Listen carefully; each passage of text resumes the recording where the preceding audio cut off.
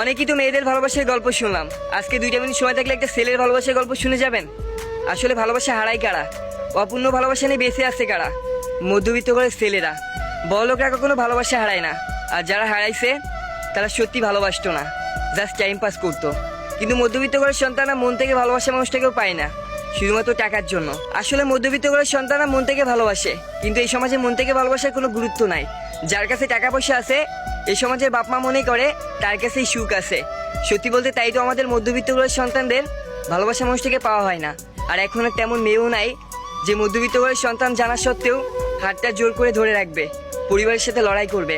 এখন সবাই টাকা পয়সার পাগল হয়ে গেছে। সত্যি সেই ভালোবাসা অনেক সুন্দর, যে ভালোবাসা মেয়েটা জানবে তার ভালোবাসা মানুষটা একটা মধ্যবিত্ত পরিবারের সন্তান, তার ভালোবাসা মানুষটা একটা নিম্ন শ্রেণী নিম্ন চাহিদা নিয়ে বেঁচে থাকে। তারপরও মেয়েটা সবসময় তাকে সাপোর্ট করতেছে। মেয়েটা ভালো করে জানে তার ভালোবাসা মানুষটা কখনো দামি রেস্টুরেন্টে নিয়ে তাকে খাওয়া